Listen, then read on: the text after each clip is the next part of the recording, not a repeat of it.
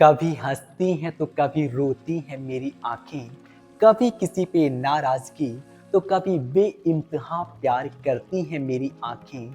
लफ्ज खामोश होते हैं मगर बोलती हैं मेरी आंखें। कभी गम में मुस्कुराती हैं तो कभी खुशी में अश्क बहाती हैं मेरी आंखें। काश मुझे भी कोई इतना चाहता, मेरी दिल की बात जान लेता, देख कर मेरी आंखें। जी हाँ, ये आँखों का आकर्षण ही होता है जो चुप रहकर भी बहुत कुछ कह जाता है। खामोशी को भी आँखों से पढ़ लिया जाता है। आँखों से व्यक्ति के आभा मंडल को तक जान लिया जाता है। आँखों के तेज से उसके तेजस्व को जान लिया जाता है और इन्हीं आँखों की सुंदरता से वायरल हुई कुंभ में मोनालिसा। उनके वायरल होने के पीछे कारण बनी उनकी आकर्षित सुंदर आँखें।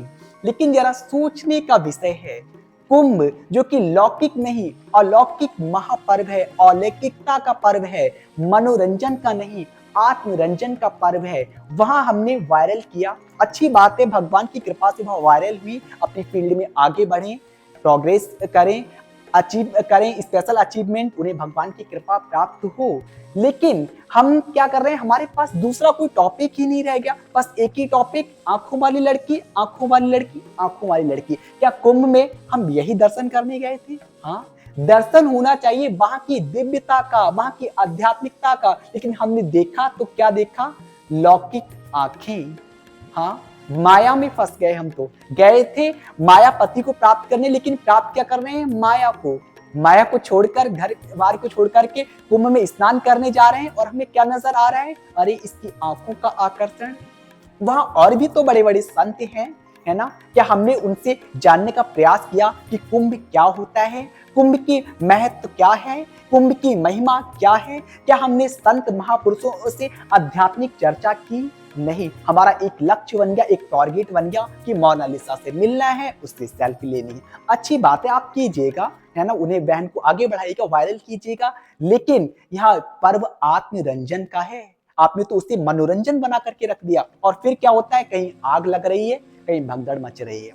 तो हो सकता है यह अव्यवस्था बनी हो किसी कारण, लेकिन कहीं ना कहीं यहाँ पनिशमेंट भी है, क्योंकि प्रकृति पहले में वार्निंग देती है ना? इसीलिए छोटी छोटी आग लगी, लेकिन नुकसान तो हुआ चीजों का, माल का, लेकिन किसी की जान नहीं गई। वह वार्निंग थी, लेकिन हमने भगवान की वार्निंग को, गॉड की वार्निंग को इग्नोर कर दिया, अवॉइड कर दिया, इसलिए फिर भगवान ने पनिशमेंट भी दी, जिसमें भगदड़ में लोग मृत्यु के घाट भी उतर गए। क्षमा कीजिएगा मुझे, शब्द कठोर हैं लेकिन सत्य हैं। यदि हम ऐसे पावन तीर्थ को, महा उत्सव को सिर्फ मनोरंजन तक सीमित रखेंगे तो भगवान अपना प्रलयकारी तांडव करेंगे ही करेंगे। कुंभ का मतलब क्या है? कुंभ में संगम में तीन नदियां, गंगा यमुना सरस्वती। गंगा यमुना प्रत्यक्ष रूप से हम देख पाते हैं एंड सरस्वती अनविजुअल है, हमें दिखाई नहीं देती, वह गहराई में है। ठीक इसी तरह से हमारे शरीर के भीतर भी यह त्रिवेणी का संगम है। यह बाहरी संगम इशारा करता है कि हम अपने वास्तविक संगम से, अपने हृदय में, हमारे मानव के शरीर के भीतर जो त्रिवेणी है उसे जान पाए, उसे समझ पाए। हमारे भीतर तीन नाड़ियां, हमारा जो स्पाइनल कोड है, रीढ़ की हड्डी है, इसके दाएं साइड में पिंगला एंड बाईं साइड में, लेफ्ट साइड में एड़ा नाड़ी होती है और बीच में होती है सुषुम्ना नाड़ी, जो कि दिखाई नहीं देती, अनविजुअल है, जिसे महसूस नहीं किया जा सकता है, जो कि डीएक्टिवेट है, और यह दोनों नाड़ी एक्टिवेट हैं। लेकिन जब हम साधना की गहराई में उतरते हैं, मेडिटेशन करते हैं, अपनी भ्रुकुटी पर ध्यान लगाते हैं, तो वह सुषुम्ना नाड़ी भी एक्टिवेट होती है और हम उस संगम का महा आनंद प्राप्त कर पाते हैं। यह त्रिवेणी संगम हमें भीतरी संगम की ओर इशारा करती है। यहाँ पर जो दिव्य चक्षु होता है, पीनियल ग्लैंड होता है, वह एक्टिवेट होता है जब हम ध्यान साधना करते हैं और हम सरस्वती रूपी उस सुषुम्ना नाड़ी को प्रकट कर पाते हैं। सरस्वती जो कि बुद्धि का, विवेक का रूप है, और जब हमारे भीतर ऐसा विवेक आता है तो फिर हम विवेकपूर्ण कार्य करते हैं, क्योंकि बुद्धि डिस्ट्रक्शन भी करती है। इसीलिए कहते हैं ना, विनाश काले विपरीत बुद्धि। क्या कभी सुना? विनाश काले विपरीत विवेक ना।